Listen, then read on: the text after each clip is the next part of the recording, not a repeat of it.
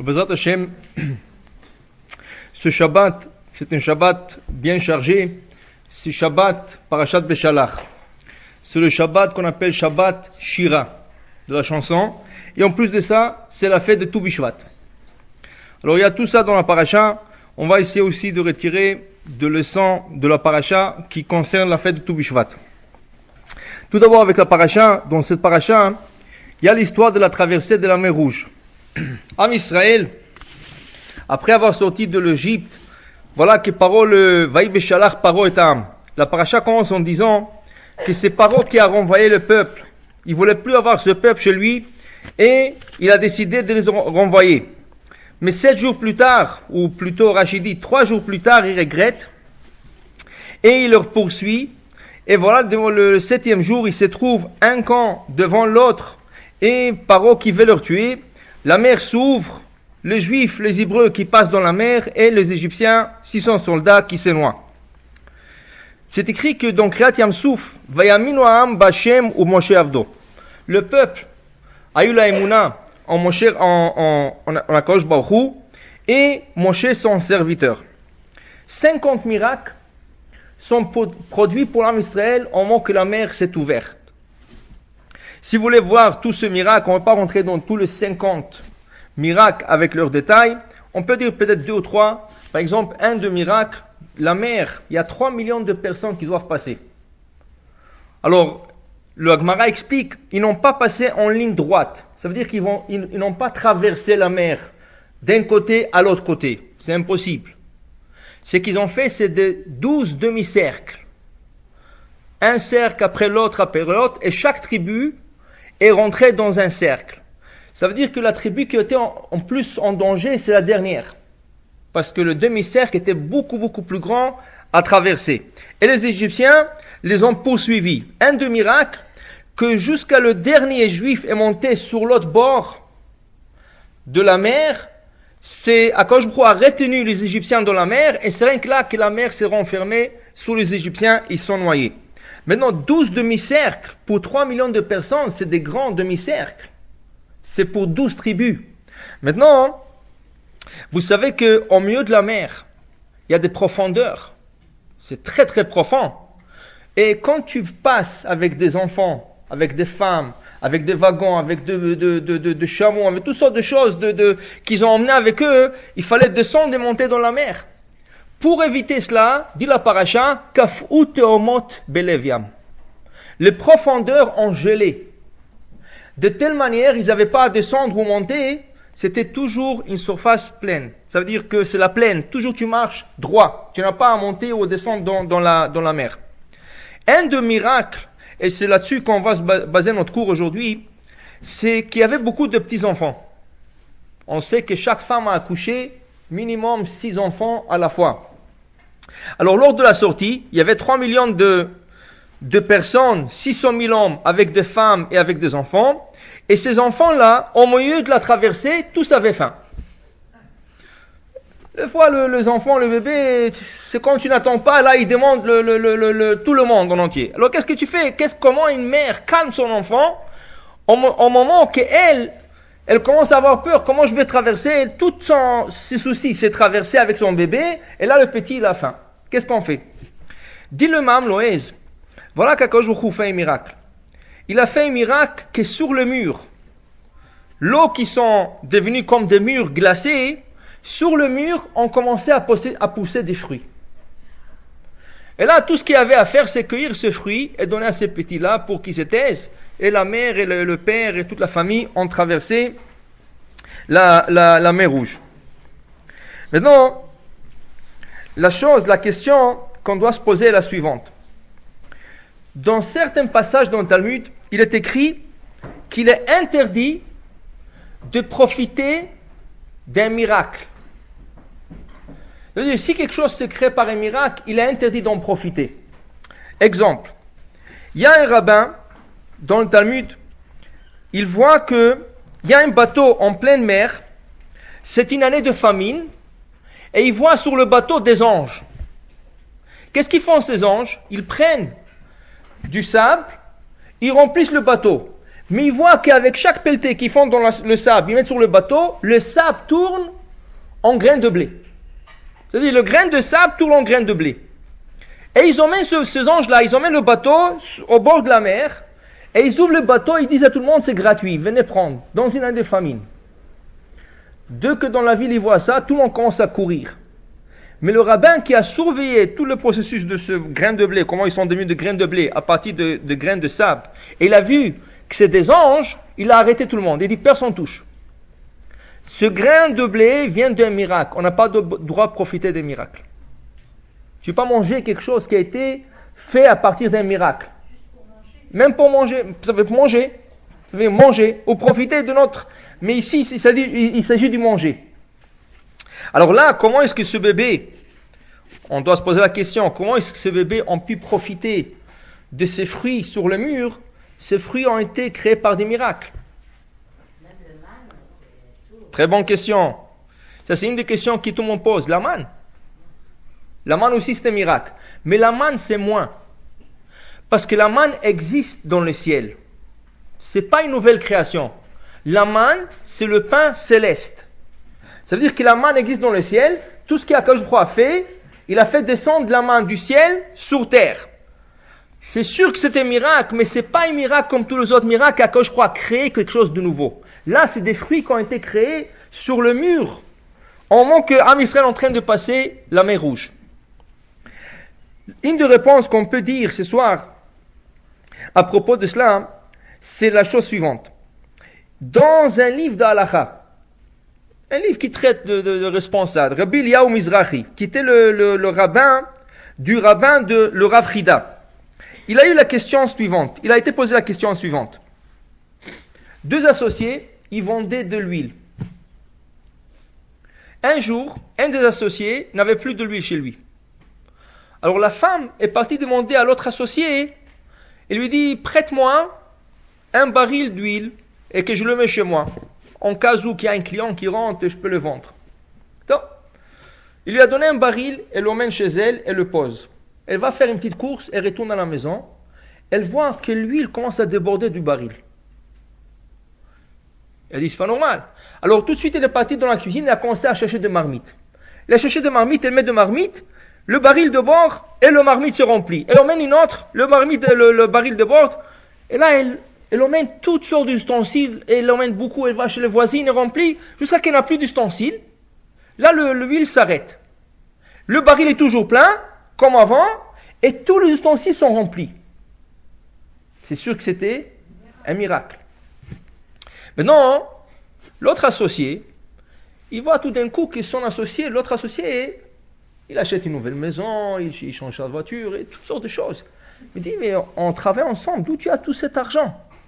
Alors il lui a raconté cette histoire de Ness, de miracle qui s'est passé à sa femme. Il dit, mais attends, mais cette baril nous appartient en deux. Nous sommes des associés. Alors ça veut dire que tout l'argent que tu as vendu, il faut le partager. Bon, alors tout de suite, une petite dispute a commencé. Chacun il dit, l'autre il dit, non, regarde, c'est grâce à ma maison qu'il y avait cette bénédiction.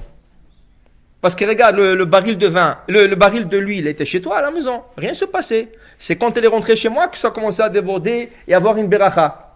L'autre il dit, non, une fois que tu es associé, c'est quoi la différence ici au magasin où nous sommes associés? Ils se commençaient à disputer. Ils ont dit, bon, on va pas se disputer, on va aller demander un rabbin. Alors ils sont partis demander un rav qui s'appelait le Rabbi Eliyahu Mizrahi.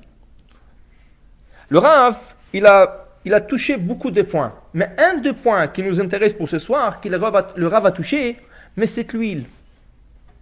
Il a été formé par miracle.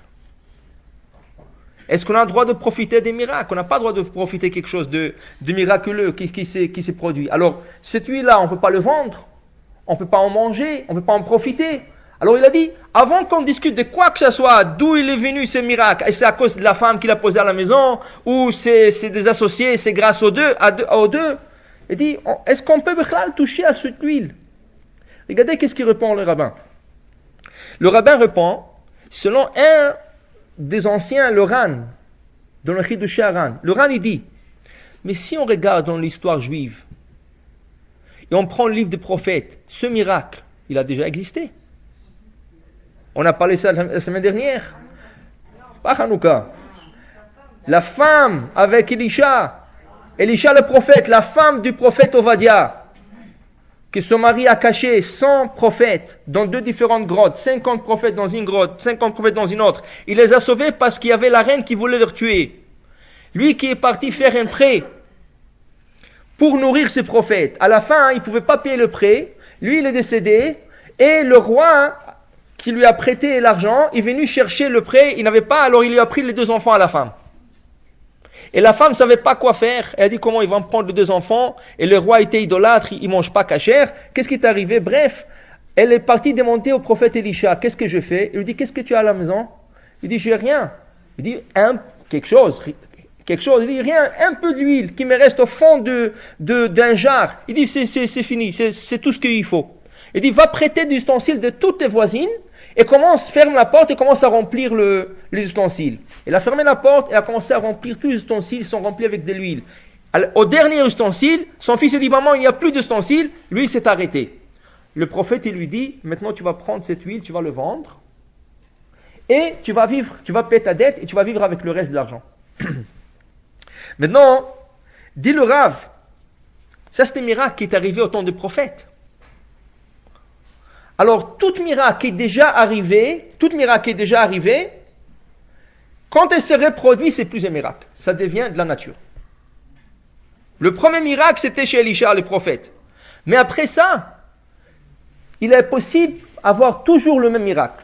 Pour vous donner un exemple, la mer Rouge s'est ouverte dans la Torah combien de fois? Une fois. Dans le Talmud, il y a une histoire de Rabbi Pinchas ben Yair. Rabbi Pinchas ben Yair, c'est le beau-père de Rabbi Shimon bar Yochai. Un jour, il va pour acheter des captifs juifs qui ont été attrapés par des non-juifs. Il est en route, il est devant un grand fleuve. L'eau coule vite, il court vite, il n'arrive pas à passer. Alors il parle au fleuve. Il dit, s'il te plaît, arrête-toi pour 1 minute, ouvre tes eaux et laisse-moi passer. Le fleuve lui dit, mais de quoi tu parles? Je suis plus grand que toi. Parce que moi, j'ai été créé le 2e jour de la création. Le 2e jour, quand Akadosh Baruch Hu a créé ce monde, il y a tout l'eau qui a été créée. Toi, l'homme, tu as été créé le 6e jour. Alors, je suis plus grand, c'est pas à moi à céder. Trouve la manière de traverser de l'autre côté. Rabbi Pinchas ben Yair lui dit, écoute, on n'a pas le temps. Si tu t'ouvres pas, je vais faire une petite prière, il y aura jamais de l'eau qui va passer ici. Le fleuve, il a eu peur, tout de suite il s'est ouvert. Et le tzaddik, Rabbi Pinchas ben Yair, est passé de l'autre côté. Dès qu'il met le pied de l'autre côté de ce fleuve, il entend des cris, Rabbi, Rabbi, Rabbi, Rabbi. Il regarde en arrière, il y a un juif qui l'appelle, mais Rabbi, il faut que moi aussi je passe. J'ai vu comment tu as passé, mais il faut que moi aussi je passe. Il dit, je peux pas. Il dit, pourquoi? Il dit, parce que regardez, j'ai un sac de blé, et ce blé-là, c'est pour faire les galettes de Pessah.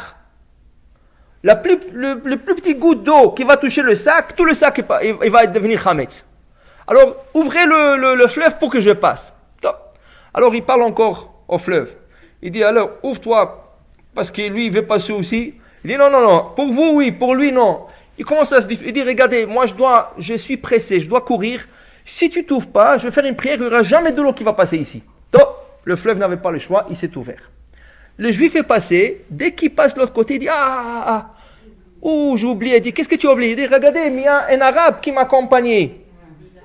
Et lui, il avait d'autres sacs. Mais le problème, c'est pas ça. L'arabe va me dire, je t'ai aidé jusque là, tu m'as laissé seul et tu as passé.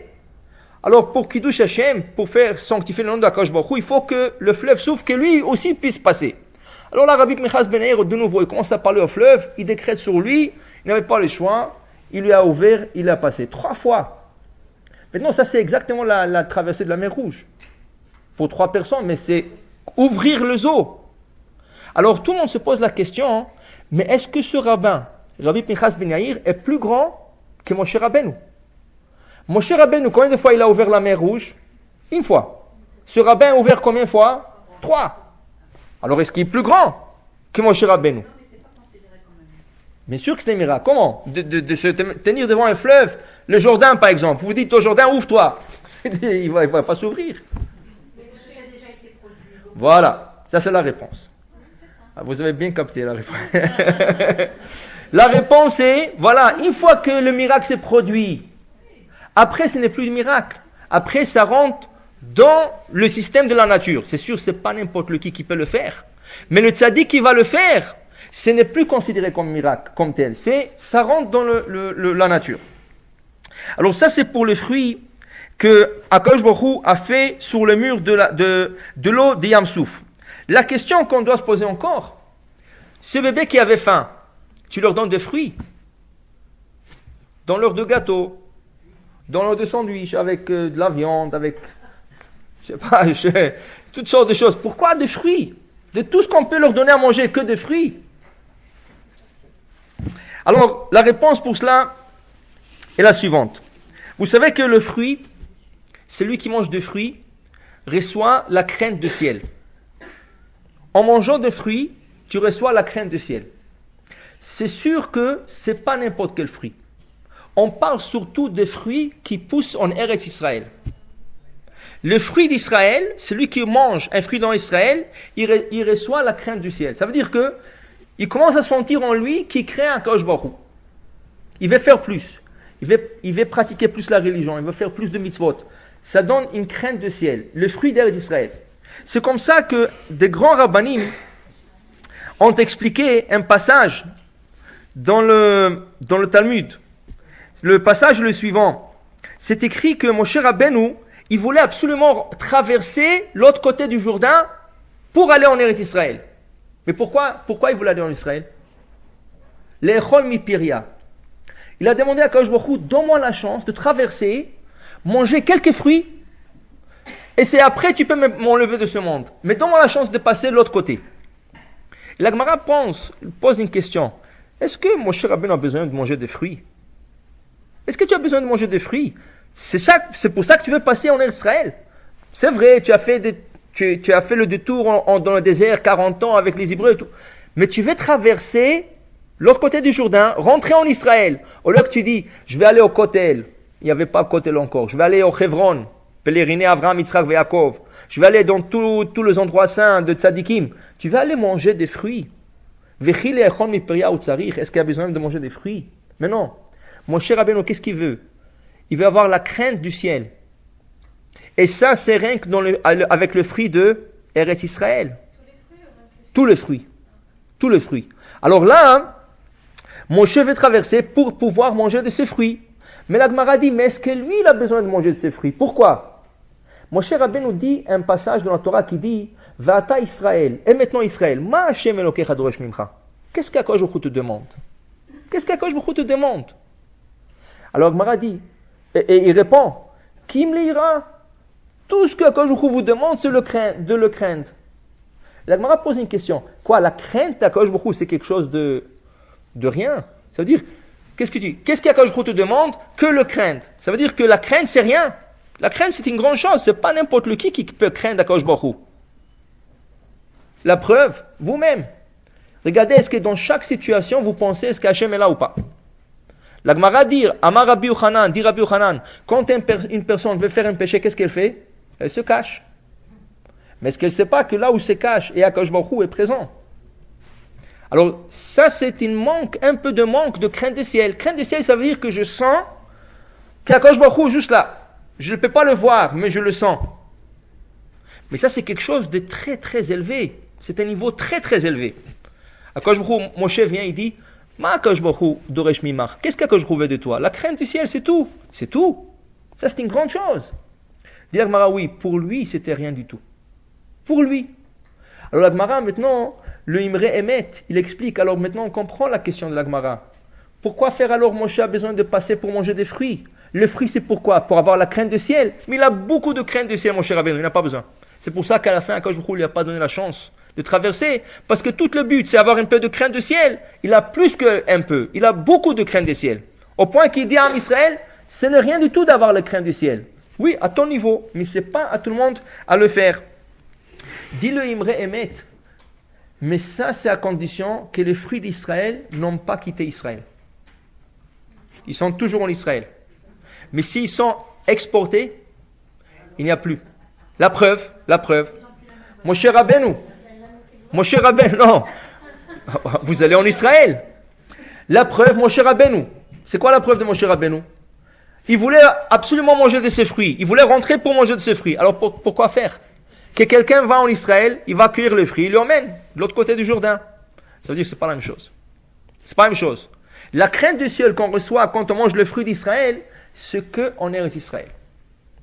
Et ça, c'est une grande chose de manger les fruits d'Israël parce que il y a des grandes ségoulottes en mangeant de ce fruit.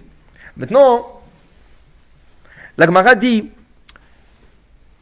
quand on mange des fruits, ou quand on mange n'importe quoi, il faut faire des bracha, une bracha sur les aliments. Combien de brachot? Ça, on l'apprend de même verset qu'on vient de mentionner. Ma Hashem Elokecha doresh mimach. Qu'est-ce qu'Akadosh Baruch Hu te demande? Dis la Gemara, al tikra ma. Ne dis pas ma. Qu'est-ce que Akadosh Baruch Hu te demande? Dis mea. 100. Mea en hébreu c'est 100. Akadosh Baruch Hu te demande 100 bénédictions par jour. 100 bénédictions par jour, c'est ça qu'Akadosh Baruch Hu te demande. 100 c'est le minimum. 100, et c'est rien du tout. On va bientôt l'expliquer, vous allez voir. Vous le faites presque chaque jour. Vous faites plus que 100. Plus que 100. Mais Akadosh Baruch Hu nous demande de faire 100 bénédictions. Mais c'est quoi le rapport, la crainte du ciel avec 100 bénédictions? C'est quoi le rapport entre les deux? Alors on dit comme ça, on dit, le Gaon Mivilna explique qu'après la Hakeda, Abraham a pris son fils, il l'a ligoté, il voulait l'égorger. Akadosh Baruch Hu l'ange l'a arrêté, il dit non, n'égorge pas ton fils. Maintenant, dans le ciel, on vient de comprendre que tu crains Akadosh Baruch Hu. Le fait que tu as pris ton fils, tu voulais l'égorger, on vient de comprendre que tu crains Akadosh Baruch Hu. Abraham, il avait déjà 100 et quelques années. Alors, qu'est-ce qu'on lui dit maintenant? Abraham, depuis son jeune âge, depuis 3 ans, il craint Akadosh Baruch Hu. Qu'est-ce que tu lui dis maintenant, parce que tu as ligoté ton fils maintenant? Dit le Gaon Mivilna, nous avons 2 mitzvot dans la Torah qui sont exceptionnelles. Dans aucune mitzvah de 613 mitzvot, il y a la récompense de la mitzvah. Qu'est-ce qu'on reçoit comme récompense si on pose tefillin? On ne sait pas. Qu'est-ce qu'on reçoit comme récompense si on observe le Shabbat? On ne sait pas. Qu'est-ce qu'on reçoit comme récompense si on mange kasher? On ne sait pas. Mais il y a 2 mitzvot, le respect des parents, et quand on renvoie un oiseau de son nid et on prend les œufs ou les oisillons qu'il y a dans le nid, ces 2 mitzvot-là, il y a la récompense qui est dit dans la Torah, Leman yarichun yamecha, afin que tu prolonges tes jours. 2 mitzvot. Et quel est le rapport entre ces 2 mitzvot? Pourquoi ces 2, de tous les 613 qu'on a, rien que 2 ont été choisis pour donner la récompense? Et pourquoi ces 2-là? Est-ce qu'ils ont une connexion? Dit la Gaon Mivilna, oui, ils ont une connexion. Le respect des parents, c'est quoi? C'est la bonté. Tu vois tes parents vieillir. Tu as pitié. Tu te rappelles comment ils étaient jeunes, ils couraient, ils s'occupaient de toi. Et maintenant, ils sont vieux, ils n'arrivent pas à se déplacer. Des fois, ils n'arrivent pas à manger. Et tu as pitié d'eux. Et tu t'occupes d'eux. C'est Kibud Avaim. C'est Rachmanut, la miséricorde. Ça, c'est le Chesed. C'est la bonté. Ça, c'est Kibud Avaim. Kabed et avicha vetimecha. D'autre part, une mitzvah qui est un peu cruelle. Tu vois une mère, un oiseau, dans son nid, elle est sur ses œufs, sur les œufs, elle s'assoit sur les œufs. C'est quoi la mitzvah? De venir, de prendre la mère, de la renvoyer, pas la chasser. Non, pas la chasser, de l'attraper. L'attraper, ça veut dire si vous la chassez, vous ne faites pas la mitzvah. Il faut attraper la mère, il faut l'attraper carrément, et vous la renvoyez du nid. Elle lâche pas, elle retourne. Des fois, même la personne, même avec son bec, elle essaie de frapper la personne. Elle retourne, vous la renvoyez 2-3 fois et après, elle s'en va. Et là, vous avez la mitzvah de prendre ce bébé. S'il y a des bébés, sinon vous prenez le œuf. C'est ça? Ça apparaît un peu de la cruauté. Pourquoi c'est cruel? Vous savez pourquoi? Dans le Zohar, il dit 2 choses. D'abord, quand elle s'en va, définitivement, parce qu'elle ne retourne plus. Quand elle s'en va, elle verse une larme. Le oiseau verse une larme. Et quand Akadosh Baruch Hu voit ça, il a pitié sur le peuple juif. Il dit, regarde comment une mère, elle pleure pour ses enfants. Alors il y a l'assemblée d'Israël qui est comparée à une colombe. Si vous regardez Shir HaShirim, dans tout le Shir HaShirim, l'assemblée d'Israël est comparée Yonati Tamati, Achati Yonati, Achati Leima, Achati Alors tout ça, c'est comparé toujours à la colombe. Quand cette colombe, cet oiseau qui est renvoyé verse une larme, l'assemblée d'Israël verse une larme pour son peuple, ses enfants qui sont exilés. Pas seulement cela, des fois ces oiseaux-là se jettent dans la mer. Parce que c'est tellement dur pour elle, quand on lui a pris ses bébés, elle se tue. Elle-même, elle se jette dans la mer. C'est un peu cruel. Un peu cruel. Mais donc, qu'est-ce que nous avons? Deux mitzvot. Kibud Avaim, qui est la miséricorde, par perfection. C'est la chesed, c'est la bonté, c'est tout ce que vous voulez. D'autre part, c'est la cruauté. Dans le 2, les man yerichun yamecha. Pourquoi?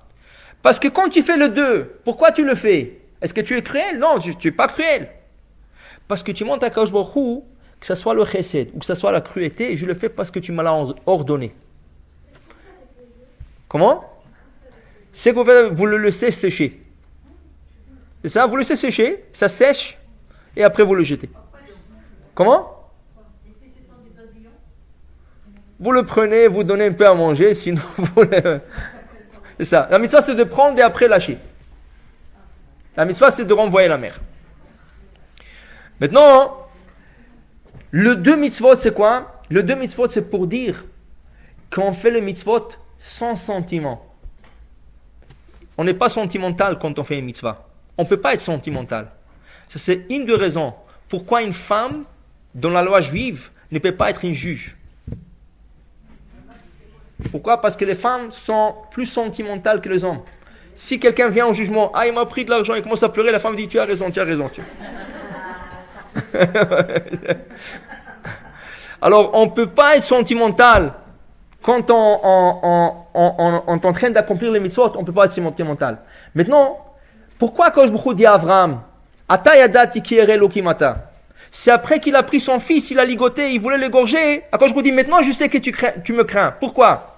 Abraham, c'était que du chesed. Sa maison était toujours ouverte. Il accueillait tout le monde, il donnait à manger à tout le monde, il avait pitié de tout le monde. Mais peut-être il le fait pas pour Akadosh Baruch Hu. Peut-être il le fait parce que c'est sa nature. On ne sait pas pourquoi il le fait. Il y a des gens qui par nature ils sont chauds, ils aiment donner, ils aiment supporter, ils aiment donner la tzedaka. Mais c'est pas parce qu'Akadosh Baruch Hu a dit, parce que c'est leur nature. Alors on ne sait pas pourquoi Abraham l'a fait. Akadosh Baruch Hu le teste. Comment? Avec la cruauté. Prends ton fils et égorge-le. Et moi je te le recommande de le faire. On va voir si tu vas le faire. Abraham ne pense pas deux fois.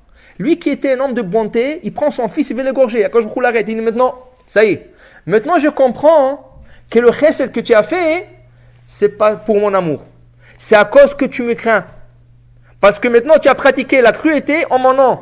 Ça veut dire pour moi. Alors je sais que tout ce que tu fais c'est en mon nom. La même chose il faut comprendre.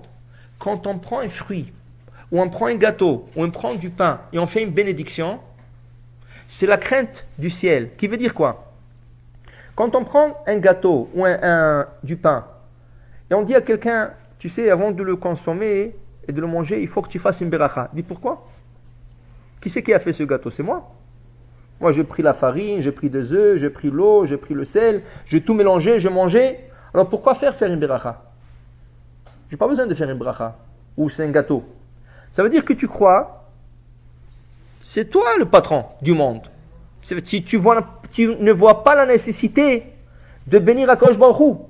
Quand tu prends un fruit, si tu l'as cueilli, tu dis mais c'est moi qui l'ai cueilli. Si tu l'as acheté, mais c'est moi qui l'ai acheté. Pourquoi faire une bracha? Qu'est-ce que ça donne une bracha? Ça veut dire qu'encore tu crois que toi tu es le patron parce que tu l'as acheté, tu l'as acquis. Mais là on dit que c'est lui qui fait une bracha. Il est en train de se soumettre à Akadosh Baruch Hu et lui dire, je comprends une chose, que se manger, que ce soit du pain, du mezonot ou que ce soit du fruit, tout vient d'Akadosh Baruch Hu. Ki memecha akol ou mishelcha itnulach. Tout appartient à Akadosh Baruch Hu. Et si on lui donne quelque chose, c'est de lui qu'on lui donne. C'est pour ça que la Gemara nous enseigne la chose suivante.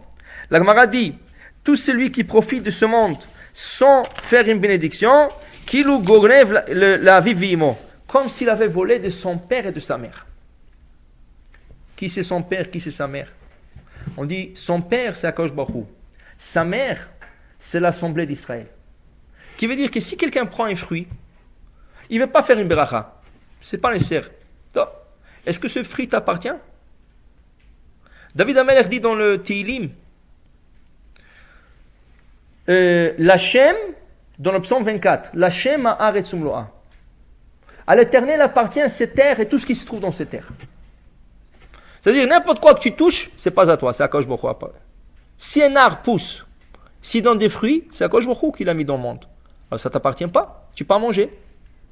D'autre part, David Amelech dit dans un autre psaume, Hashamaim, Shamaim l'Adonai, Ve'aretz, Natan libnei Adam. Le ciel appartient à Dieu, et la terre appartient à l'homme. Dit Rabbi Lavi dans le Talmud, alors je comprends rien. Ça se contredit. D'une part, David Amelech dit, la Shema Aretzum Loa, la terre appartient tout ce qu'il y a sur terre appartient à Akadosh Baruch Hu. D'autre part, il dit que le ciel appartient à Akadosh Baruch Hu, mais la terre appartient à l'homme. Alors il faut se décider à qui appartient la terre. Dit Rabbi Levi, ceci ne se contredit pas. Quand l'ifne bracha, quand l'achar bracha.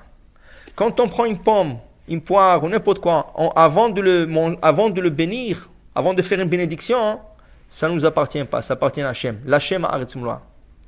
Une fois qu'on a fait la bénédiction, on l'a acquis, on l'a acheté. D'accord, je ne peux pas lui donner de l'argent pour acheter un fruit ou un aliment. Qu'est-ce qu'on lui donne? Une bénédiction. Maintenant, si tu ne fais pas la bénédiction, c'est comme si tu avais volé ce fruit d'Akadosh Baruch Hu. Mais pas rien que de lui. C'est comme si tu l'avais volé à l'Assemblée d'Israël. Qui veut dire quoi? Il y avait une fois un juif, il est venu acheter de la récolte de chez un non-juif. Alors maintenant, l'autre il lui dit, mais comment on va mesurer? J'ai pas de mesure. Comment mesurer? Comment tu vas prendre? Il dit, regarde, c'est facile. On sait combien c'est un kilo, plus ou moins. On va mesurer des kilos et on va les attacher. Et chaque fois que je prends un kilo, je mets un sou. On va prendre une assiette, je vais mettre un sou. Et à la fin, on va compter tous les sous et on va voir combien il y a. Et c'est comme ça que je te paye. Top. Le juif l'a acheté. Il a acheté un kilo après un autre, il ramassait. Chaque fois, il jetait un sou. Il jetait un sou. Le non-juif, il a vu que l'assiette se remplit. Il dit, tiens, j'ai envie de prendre quelques sous, mettre dans ma poche. Le juif, il est sorti pour soulager. Qu'est-ce qu'il a fait? Il a pris, il a ramassé, il a commencé à remplir ses poches. Et c'est là-bas. Top. L'autre, il est retourné, ils ont fini l'affaire. Maintenant, il se dit, on va commencer à compter. Combien est-ce qu'il y a ici? Il commence à compter, 1, 2, 3. À la fin, ça lui donne comme 50 sous. Ça veut dire qu'il y a 50 kilos. L'autre, il s'énerve. Il dit, mais tu es fou. Tu vois là-bas, il y a des tonnes et des tonnes. Tu vas me dire, tu as pris 50 kilos. Il dit, mais regarde, c'est le nombre de sous qu'il y a ici. Il me dit, mais il y a quelqu'un qui... Alors, il dit, ah, excuse-moi, je ne savais pas. Il commence maintenant à retourner tout le sou. Ça veut dire que quand il a volé, à qui il a volé? Pas aux juifs, il s'est volé lui-même. La même chose. Quand on ne fait pas une bénédiction, de qui on vole? Pas d'Akadosh Baruch Hu. Ce fruit-là, il n'a pas besoin de lui, il ne va pas manger. Il peut le remplacer par de tonnes et de fruits. C'est à nous que nous sommes en train de voler. Qui veut dire, dans une année où on voit qu'il y a une hausse de prix sur les fruits, parce qu'il n'y a pas beaucoup de gens qui font les brachot. Pourquoi?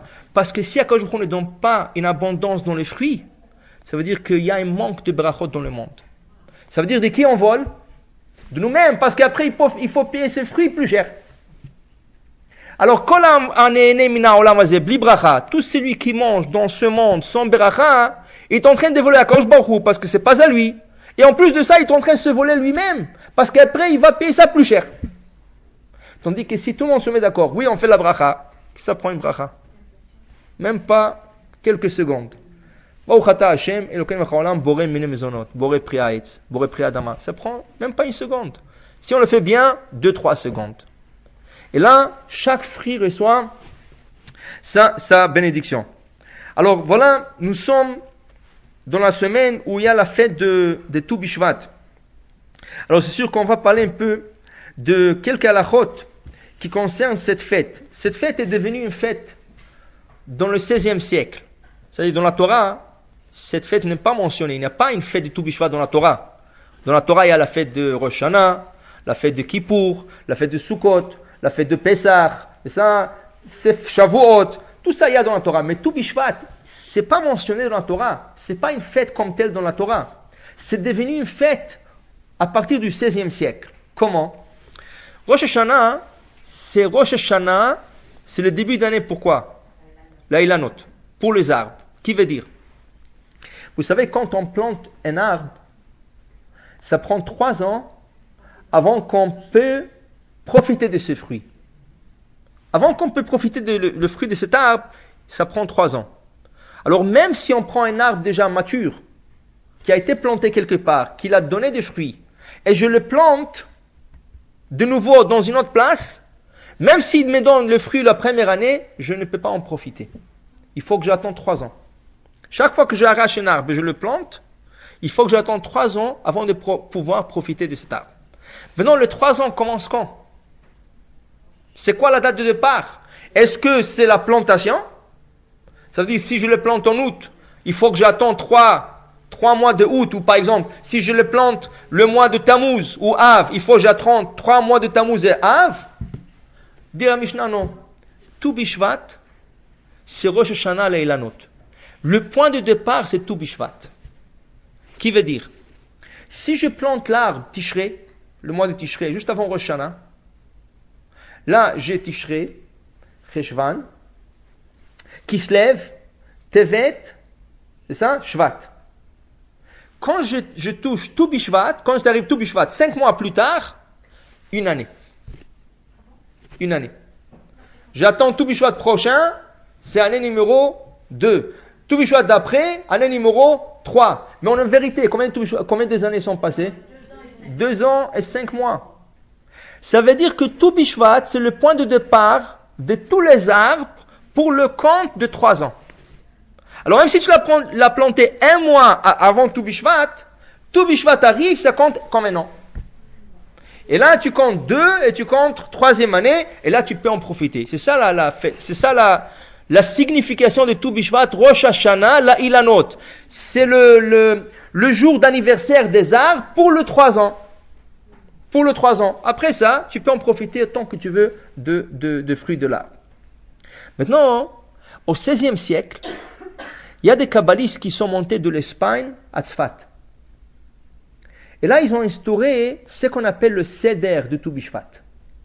Qui veut dire, ils ont instauré qu'on dresse une table avec des fruits, comme c'est Rosh Hashanah la Ilanot. C'est comme leur anniversaire. C'est vrai que c'est pour une halakha spécifique. Mais ils ont dit, on fait une fête de ça. Alors qu'est-ce qu'on fait? On ramasse minimum 15 fruits différents. Et selon la Harizal qui habitait à Tzfat plus tard, il a dit 30 fruits différents, qui est très facile à ramasser, vous allez voir bientôt. Et là, on s'assoit à table et on commence à faire de bénédictions différentes sur chaque fruit pour leur donner. Pourquoi? À partir de tout Bishvat, le pluie commence, ça veut dire la saison des pluies baisse, ça veut dire qu'il n'y a pas autant de pluie. Ici, il y a toujours autant de neige, mais en Israël, le pluie déjà on voit un peu moins. Et après, il y a la sève qui monte dans les arbres. C'est pour ça que tout Bishvat est dédié pour la prière du Etrog de l'année prochaine. On doit prier pour le Etrog, tout Bishvat, quelqu'un nous donne un bon Etrog pour la fête prochaine de Sukkot. Alors là, ils ont instauré qu'on s'assoit à table, en grand nombre de familles ou en grande communauté, et on fait des bénédictions. Pourquoi? Si vous avez 15 ou 30 fruits devant vous, et on va dire 20, parmi les 30, ils sont Boré Priya Etz. Mais une fois que je fais Boré Priya Etz, c'est fini, je ne peux plus faire une bracha. Ça veut dire que si je pris une date, et je fais Boré Priya Etz, il y a des olives, il y a des pistaches, il y a toutes sortes de choses à table, je ne peux plus faire la bracha. Alors j'ai donné la chance à un fruit de le bénir, de faire bracha. Les autres, ils sont acquittés. En passant, ils sont acquittés. Mais je leur ai pas donné la bracha. C'est pour ça que si on est plusieurs à table, chacun, il fait sa bracha sur un autre fruit. De telle manière, plus qu'on est, on arrive à acquitter tous les fruits qui sont à table. C'est pour ça qu'on les fait en famille ou on les fait en communauté. La majorité le font dans la communauté. Pourquoi tu as 100 personnes Bléanara, 200 personnes, tu n'as pas 200 fruits, alors chacun, il a la chance de faire une bracha sur un fruit. Alors, si on est à table, et quelqu'un a fait la bracha sur une date, la personne à côté de lui n'a pas le droit de manger la date, malgré qu'une bénédiction a été récitée. Pourquoi? Parce que s'il mange, il ne peut plus faire la bracha. Il faut que lui l'attend et qu'il prend un autre fruit, des olives, c'est ça, des amandes, des choses d'autres, et il fasse la bracha. Une fois que tu as fait la bracha, tu peux en profiter de tous les fruits qu'il y a à table. Mais il faut que chacun, en tour de rôle, fait une bracha sur quelque chose d'autre pour pouvoir donner une bracha à chaque espèce de fruit. C'est pour ça que Tou Bishvat, c'est devenu une fête, comme une fête. Quand ce soit tous en grand nombre, comme la fête, quand il y a Pessah, quand il y a Sukkot, on est tous réunis, toute la famille, nous sommes réunis à table. La même chose, ils ont instauré pour Tou Bishvat, pour qu'on puisse chacun donner une bracha sur un fruit différent. Maintenant, on va parler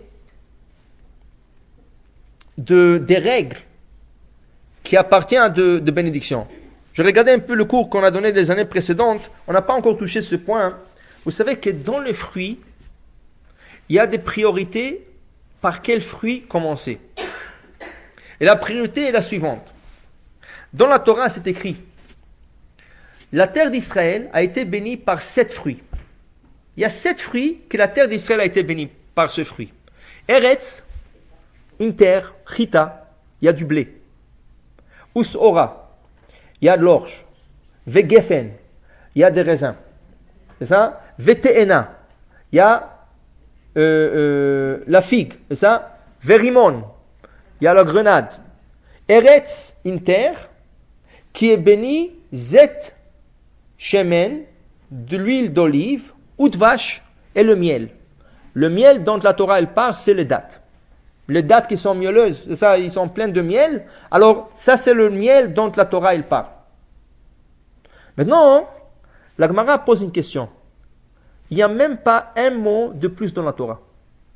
Comment ça se fait que le verset nous dit Eretz, le mot Eretz, Chita, Usora, Vegefen, Vetena, Verimon, Eretz, Zet, Shemen, Udvash. Pourquoi 2 fois le mot Eretz? Il suffisait de dire une fois le mot Eretz, ensuite tu nommes tous les 7 fruits. La Gemara déduit tout fruit qui est proche du mot Eretz, il va être en premier. Il va prendre l'avance sur l'autre. Alors qu'est-ce que j'ai? Eretz, Chita. Comment? Quelle partie? Oui, Chita, c'est le blé. Tout ce qui fait à partir du blé ou de la farine, c'est Eretz. La terre d'Israël a été bénie. Parce que le blé d'Israël est béni, alors Eretz Chita, Usora, l'orge.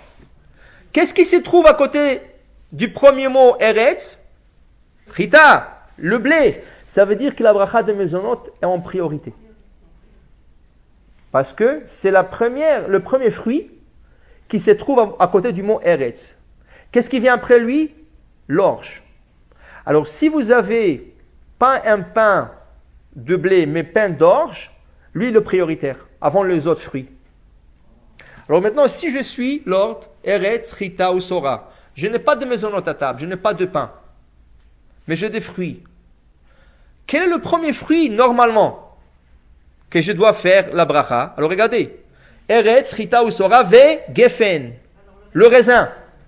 Le raisin se trouve en 3e rang, après le mot Eretz. Mais attention, le mot Eretz, il y a 2 fois. Alors je regarde le 2e mot, Eretz, Zet, Shemen, Inter, d'huile d'olive ou de vache. Ça veut dire que l'olive, il est plus collé au mot Eretz que le raisin. Le raisin se trouve au 3e rang par rapport au mot Eretz. L'olive se trouve en premier. Alors quand je suis à table et j'ai des mezonot, je commence par mezonot. Après les mezonot, qu'est-ce que je prends? L'olive.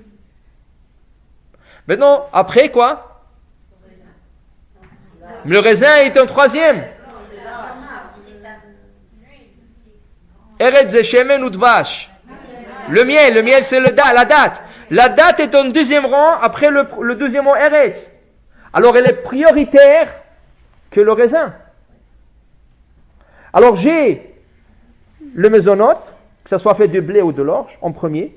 J'ai les olives, ensuite j'ai les dattes. Après quoi? Le raisin. Et après, la figue et après la grenade. Ça veut dire que le mot Eretz, il est deux fois pour nous enseigner la priorité de Berachot. Comment il faut, quel ordre je dois bénir sur le fruit, à quoi je dois donner priorité, parce qu'il se trouve dans le verset. Tous les autres fruits, papaya, pistache, amandes, de pêche, de mandarine, de nectarine, tout ce que vous avez, de mango, tout ce que vous avez comme fruits, ils ne sont pas mentionnés dans le verset. Alors si je dois faire une beracha, et je dois donner priorité à une table où il y a 30 ou 50 ou n'importe quel nombre de fruits, je donnerai plutôt la priorité aux fruits que pas qui poussent en Israël, mais que la Torah les a mentionnés comme la bénédiction d'Israël, même s'ils ne proviennent pas d'Israël. Ça veut dire, même si cette date, elle vient de l'Algérie, elle vient de la Floride, elle vient de n'importe où, elle ne pousse pas en Israël, mais dans le verset, elle a priorité. Alors je prendrai la date en premier, ou l'olive, ou ce qu'il y a à table.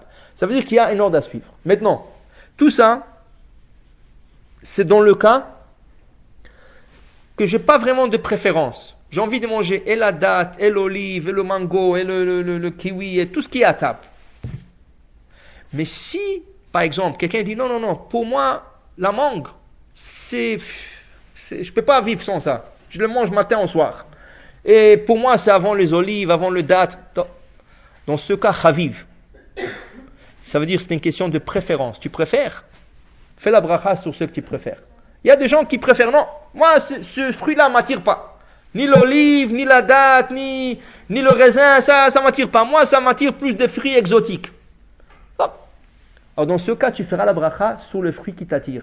Mais si tu n'as pas vraiment une préférence, pomme, poire, tout est la même chose, il faut que tu suives l'ordre de priorité qui a été donné dans la Torah. Mais toujours en premier, c'est qui? Le mésonote. Blé, orge, raisin. C'est l'olive. C'est l'olive qui se trouve après.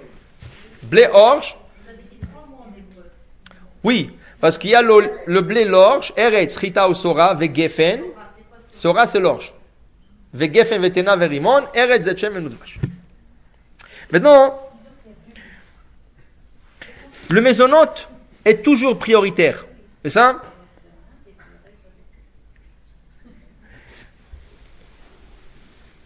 Le mésonote on lui donne tellement d'importance que n'importe quel aliment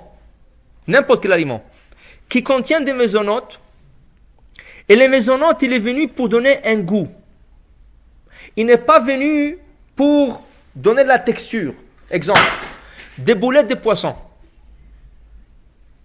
Des fois, ou des boulettes de viande. Alors, il y a des boulettes de poisson, des boulettes de viande, des femmes qui mélangent la chapelure ou un peu du pain. Pourquoi? Rien que pour donner la texture, pour que ça tienne. Sinon, ça fend. Alors, je ne fais pas motzi, je ne fais pas mésonote, malgré qu'il y a une bonne quantité de pain. C'est ça? Pourquoi? Parce que c'est pas venu pour donner un goût. C'est venu pour donner plutôt une texture. Mais si je prends un gâteau au fromage, combien de mésonotes il y a? Rien que le bas. C'est ça la croûte sur laquelle repose tout un bout de fromage. Alors normalement j'aurais dit chez Akol, le fromage chez Akol. Mais non, mais tu ne veux pas manger un fromage. Tu veux manger un gâteau au fromage. Ça veut dire que cette croûte-là en bas, malgré qu'elle est peut-être même pas 5% de tout le gâteau, mais elle est venue pour donner un bon goût à ce gâteau, tu dois faire mésonote. Oui, le gâteau de fromage, c'est mésonote. Comment? Même si c'est sucré. La bracha finale, c'est une autre chose. Pour la bracha initiale. Initiale, c'est mésonote, malgré que le mésonote, c'est... Comment? Non? Mais vous ne voulez pas manger du fromage. Vous voulez manger un gâteau au fromage. Maintenant, regardez, il y a comment on dit ça en français? Licorice, le réglisse. La réglisse, c'est ça? Il y a des réglisses sur le marché. Ils vous disent que la bracha, c'est mésonote. Il y a des réglisses qui vous disent la bracha, c'est chez Akol. Et vous ne comprenez pas pourquoi cette différence. C'est ça? Et vous regardez dans les ingrédients, dans le 2, il y a de la farine. Dans le 2, il y a de la farine. Alors vous ne comprenez pas. Alors ils ont posé la question à une compagnie qui s'appelle Bloomies. C'est une compagnie américaine qui fait de réglisse. Il dit, pourquoi vous dites ce chacol? Ils ont expliqué que la farine qu'ils mettent dans les ingrédients, c'est pas pour donner un goût, c'est pour la texture. Ils peuvent faire le même réglisse qu'avec la farine de maïs. Alors ils ont dit que la farine qu'ils mettent là-bas, c'est pas pour donner un goût. Dans ce cas, c'est chacol. Tandis que les autres compagnies, parce que c'est des autres compagnies, eux, ils mettent la farine dans leur église pour donner un goût. À part la texture, ça donne un goût différent. C'est pour ça que si vous prenez différentes compagnies, c'est différents goûts. Malgré que vous prenez le même goût. Il y a des réglisses au goût de cerises. Prenez 2 différentes compagnies. Réglisse au goût de cerises, vous allez voir que c'est différent. Pourquoi? Parce que la composition est différente. Et la farine qu'ils mettent dans les ingrédients, c'est pour un goût différent. Comment? Non, si vous ne savez pas, faites chakol. C'est plus sûr. Et mangez pas beaucoup, comme ça vous ne devrez pas faire bracha qu'on a la michia. En cas. Bon. Maintenant, regardez, une autre chose. Mezonot, c'est tout ce qui rassasie. Ça veut dire que ça enlève la faim. Une personne qui a très faim, ça lui a cassé la faim, il peut même se nourrir de ce repas. C'est pour ça que les Ashkénazes, ils ne tiennent pas de la halakha qu'il y a de bagel qui s'appelle mezonot. Les gens qui mangent un bagel avec du fromage le matin, mezonot c'est quoi? Mezonot c'est, ils appellent ça un snack, un amuse-gueule, je ne sais pas comment ils appellent ça. Une goûter, c'est ça. C'est ça. Alors, eux ils disent non, mais c'est ton petit déjeuner. Et si tu le manges à midi, c'est ton repas de midi. Alors pour eux ça n'existe pas. Même au point qu'il y avait une fois qu'ils ont fait une grande affiche. Ils ont fait une grande affiche pour dire que tout le bagel qui existe dans la bakerie, même s'ils disent maisonnote, c'est pas maisonnote. Vous savez qu'est-ce qu'ils ont dessous comme la tête va d'ailleurs? Dans la même semaine, ils ont sorti une autre affiche. Non, ça va, on l'a réglé. Parce que beaucoup de gens n'ont pas accepté. C'est moti. Et ça, c'est moti. Mais il y a de bagels qui sont maisonnotes. Oui, mais ça ne veut pas dire. Même s'il y a 2 grains, ça ne veut rien dire. C'est ça, oui. Mais il faut qu'ils mettent assez de jus pour que ça soit sucré, la pâte soit sucrée, pour qu'on puisse... Comment? Le liquide avec quoi il le pétrisse, c'est que du jus. Oui, mais est-ce que c'est sucré? C'est sucré, oui. Bon, si c'est sucré, c'est maisonnote. Mais donc, regardez, tout ce qui rassasie un peu la personne, ça devient maisonnote. Il y a un aliment qui est exceptionnel. Il ne fait pas partie des 5 céréales. Alors, normalement, il ne devrait pas être maisonnote, mais il est maisonnote quand même. C'est le riz. Le riz. Maintenant, le riz, comme il ne fait pas partie des 5 céréales, alors il n'est pas chametz à Pessah. Alors pourquoi nous ne mangeons pas du riz Pessah? Pourquoi il y a des gens qui ne mangent pas le riz Pessah? Pas à cause qu'il est chametz. Parce qu'il y a 200 ou 300 ans, quand ils ont emmené le riz dans des villes, ils ont emmené ça dans des sacs de blé. Ce qui a fait que plusieurs fois, des femmes qui ont cuisiné des marmites de riz à Pessah ont trouvé de grains de blé dans leur marmite. Ce qui a rendu toute la marmite taref. Non kosher le Pessah, le manger, il n'était pas mangeable, et la marmite, il fallait la cachériser après Pessah. Beaucoup de problèmes. Depuis, ils ont fait un décret plus de riz Pessah. Mais pas à cause que c'est chametz. Le riz n'est pas chametz. Pas du tout. Les Ashkénazes, c'est juste le contraire. Les Ashkénazes, ils veulent, le chametz, ça inclut aussi les riz. Mais les séfarades, ils mangent. Les séfarades égyptiens, algériens, tunisiens, syriens, tout cela, ils mangent le... Même au Maroc, Rav Yosef Messas, il permettait le riz. Rav Yosef Messas, il permettait le riz. Pourquoi? Parce que le riz rassasie. Et dans des années de famine, ils n'avaient pas quoi à donner à manger. Alors il a dit, le riz, c'est le moins cher et ça peut rassasier toute une famille. Ils ont permis, tant que on le vérifie 3 fois avant Pessah, pour assurer qu'il n'y a pas de mélange de graines de blé. Mais ça, c'est une halakha qu'on va parler Bezrat Hashem Pessah. Mais pour vous dire, le riz, Chachamim, ils ont élevé sa beracha. Sa beracha normale, c'est Boré Peri à Adama. Parce qu'il pousse par terre. Bien, Chachamim disent non. Comme il rassasie, comme le pain, ou le mezonot, on va élever sa bracha, il va devenir mezonot. Regardez, aujourd'hui, c'est quoi l'aliment le plus populaire aujourd'hui? Vous avez raison, le riz, mais quoi? Sushi. Il y a des gens qui font un repas de sushi, mais sushi c'est quoi? C'est du riz. Je sais pas. Non? Parce que le sushi, Baruch Hashem, je ne l'ai jamais goûté. La vérité, je ne l'ai jamais goûté. Et je ne vais pas le goûter non plus, Blinéder. Je ne sais pas. Mais pour vous dire, c'est du riz. Mais dans le riz, il y a ce petit serpent, le poisson là. Non cuit, c'est ça?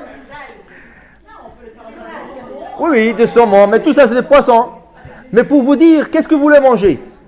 Vous voulez manger le riz? Ou vous voulez manger ce poisson cru? Mais vous n'arrivez pas à manger du poisson cru, alors vous mettez un peu de riz. Qu'est-ce que vous voulez manger? Si vous voulez manger le riz, vraiment c'est le riz qui vous intéresse, alors là vous faites mezonot. Voilà, aujourd'hui il y a des riz et il y a des sushis. Miami, Tahiti, Australie, tout le goût, c'est ça? Et c'est quoi la différence? Californien, tout ce que vous voulez, tout le pays. Tout le pays ils ont de sushis. C'est ça? Maintenant, c'est quoi la différence? Il y en a qu'avec le poisson, il y en a avec des avocats. Avec des, je sais pas, des carottes. Quoi non? Moi je mange pas, je sais mieux que vous. Il y a avec des avocats, des carottes, je sais pas qu'est-ce que de chou-fleur, tout ce que vous voulez. Alors qu'est-ce que vous voulez manger? Vous voulez manger le riz? C'est mezonot. Vous voulez manger les petits fruits qu'il y a, les légumes qu'il y a au milieu? C'est Adama. Les poissons c'est Shakol. Comment? Non, c'est pas la majorité. C'est ce que vous voulez manger. Comme on vient d'expliquer pour le gâteau au fromage. Alors, dans ce cas, la majorité, on va expliquer ça. Maintenant, comment le gâteau au fromage? Qu'est-ce que je vais manger? Pas le fromage, le gâteau. Mais je vais le gâteau au fromage. Mais le mezonot emporte, malgré qu'il est minoritaire. Parce que tout ce qui est mezonot, voilà, vous voulez manger un gâteau, pas un fromage. Sinon, mangez un fromage sucré. Prenez du fromage, battez-le.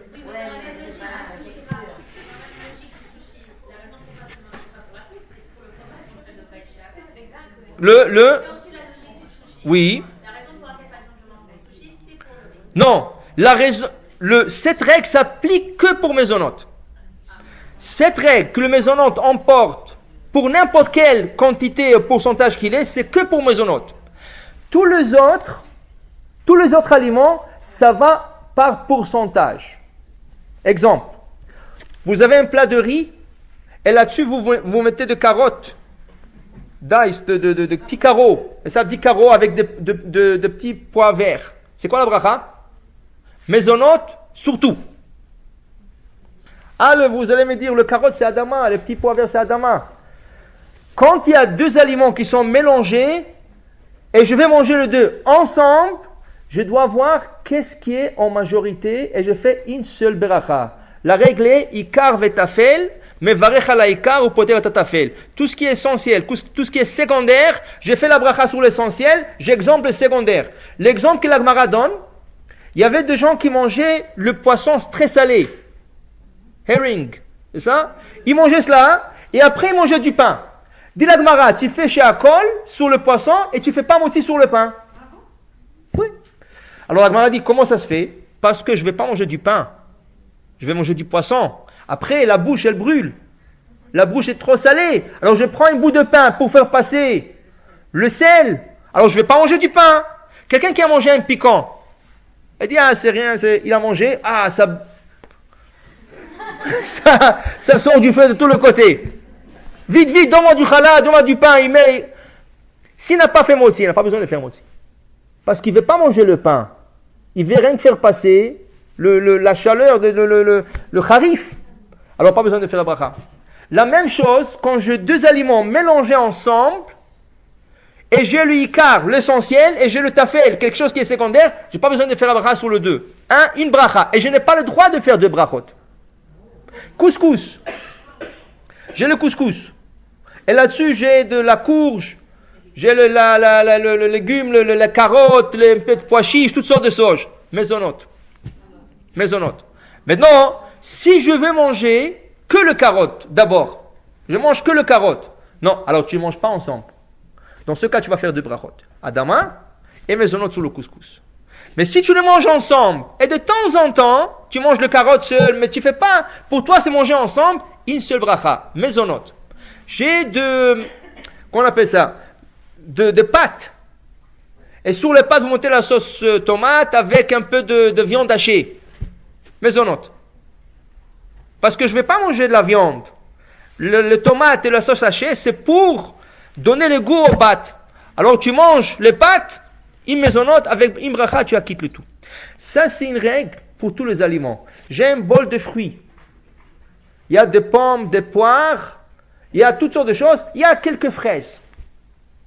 Je regarde, qu'est-ce qui est en majorité? Les pommes, les poires, la mangue. Il y a quelques fraises qui sont coupées là-bas. Pas besoin de faire deux brachot, je fais une seule. Parce qu'on se base selon la majorité. Une fois qu'il y a une majorité, on fait la bracha sur la majorité, on acquitte. La minorité, c'est considéré comme ikar vetafel. Essentiel et secondaire. Alors, je vous donne la question, une seconde, je termine. Alors maintenant, regardez, ça c'est la règle. Mezonot, c'est exceptionnel. Il peut être en minorité, il peut être 5%, 2%. S'il est là pour donner le goût, il emporte toujours. Les autres aliments, on se base selon la majorité, tout ce qui est majorité, et je les mange ensemble. Par exemple, si je prends des morceaux de poulet et je le mets sur le couscous, mais je mange le poulet seul, il faut faire la bracha shakol. Mais si je le coupe en morceaux, le poulet, et je le mets sur le couscous, et je le mange ensemble avec le couscous, et de temps en temps, je prends un morceau de poulet, là, une seule bracha. Boré, miné, mezonot. Maintenant, il y a des autres choses qui sont exceptionnelles. Ce soir, je choisis des choses qui sont exceptionnelles parce que le reste des brachot, on a déjà appris. Etz, Adama. Alors, on va parler de choses qui sont vraiment exceptionnelles. Le Shulchan Aruch nous donne un exemple. Je prends des dattes et je les écrase. Dit le Shulchan Aruch, la bracha, c'est Boré Priaetz. Malgré que je ne vois plus, les dattes sont écrasées, c'est ça? C'est Boré Priaetz parce que c'est rien qu'écrasé. Vient le Rama, qui est l'opinion ashkenaz, il dit non. Une fois que tu as écrasé les dattes, ça devient Shakol Nia Bidvaro. Ça veut dire que c'est une grande discussion. Séfarad, ashkenaz, qu'est-ce qu'on fait sur date écrasée? Mais ce n'est pas seulement sur la date. Le Shulchan Aruch a donné cet exemple. Qu'est-ce que vous faites sur la pomme de terre, la purée? Pomme de terre écrasée. Pour le Séfarad, c'est Adama. Même si la pomme est bien écrasée, c'est Adama. Pour les Ashkenaz, c'est Shakol. Pour le Séfarad et les Ashkenaz, la poudre de pomme de terre qui va ajouter de l'eau, ça c'est sûr que c'est Shakol. Ça c'est sûr, parce que c'est déjà la poudre. Mais si je prends la pomme de terre comme telle et je l'écrase, c'est Adama. Je prends une banane, je l'écrase pour un bébé, c'est Adama. Je prends l'avocat, je l'écrase, c'est Etz. Ça veut dire un fruit qui est rien qu'écrasé, c'est Etz. La compote, pas la compote, quand je prends la purée de pommes, on peut voir la sauce de pomme, on peut voir encore de pommes. Etz. Pour les askénages, c'est déjà Shakol. À moins que je le broie jusqu'à que ça devienne comme un liquide vraiment, même s'il y a mais c'est un liquide déjà, c'est Shakol. Mais si ce n'est pas broyé à ce point, on peut voir encore des morceaux, des grands morceaux ça veut dire, c'est bien que ça colle ensemble, ceci se réfère aussi à une loi de Shabbat. Il y a une grande discussion, est-ce qu'on peut écraser une banane pour un bébé Shabbat? Avec une fourchette. C'est-à-dire, je prends une fourchette, j'ai un bébé, je vais lui donner une banane, et je vais l'écraser la banane. Ou un avocat. Je vais écraser un avocat. Les Ashkenazes, ils disent non. Parce que c'est tochen, c'est comme moudre. D'écraser un fruit, c'est comme moudre. C'est quoi moudre? D'écraser quelque chose, de le couper en plusieurs morceaux. Alors, les Ashkenazes disent, tu n'as pas droit. Quand tu écrases une banane ou un avocat pour un bébé, il faut que tu renverses la fourchette. Ou la cuillère, tu l'écrases avec le bout. Ça veut dire la manche. C'est-à-dire que tu prends la manche et tu écrases. Ça s'appelle béchinoui. Et comme je dois donner à manger à un bébé, je changeais de la manière normale, c'est permis. Le Tzion Abba Shaul, le Ravad Yosef, ils te permettent même d'écraser avec le dent de la fourchette. Pourquoi? Parce que écraser, c'est pas moudre. Parce que la bracha reste toujours à Etz. Comment? Moud, c'est coupé en petits morceaux. Quand je prends, par exemple, c'est ça, même la banane c'est sec. Moud, ça veut dire, je prends une tomate et j'ai fait une salade israélienne. Ça veut dire une tomate, un concombre, je n'ai pas le droit de le faire Shabbat. On n'a pas le droit de faire une salade israélienne Shabbat. Non. Même une demi-heure avant.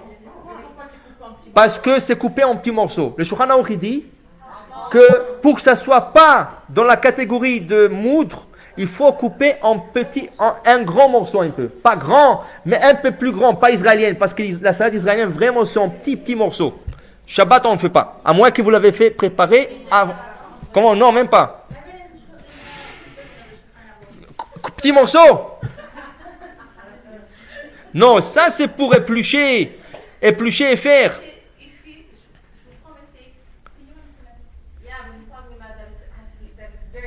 C'est ça, petit. C'est permis, mais Shulchan Aruch dit, il est déconseillé de le faire. Alors on ne le fait pas. Maran, dans le Beth Yosef, il dit, on ne le fait pas. Pourquoi? Il dit, parce que ça rentre, selon certaines décisionnaires, ça rentre la catégorie de moudre. Alors même une demi-heure avant, il dit, il faut le couper un peu en plus grands morceaux. Si vous ne mangez pas la salade israélienne, mangez-la à la canadienne. C'est acceptable. Maintenant,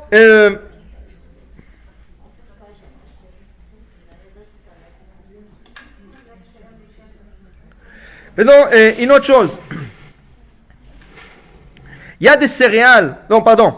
Alors, on a dit, tout ce qui est essentiel, tout ce qui est secondaire, on fait la bracha sur l'essentiel, on acquitte les secondaires. Quand je mange un gâteau, surtout le cake, c'est sec, et j'ai envie de boire Sprite, Coke, un thé, est-ce qu'il faut que je fasse la bracha? Est-ce que c'est considéré pour faire passer l'aliment? Alors, c'est comme manger du piquant, ça, et faire passer, ou non?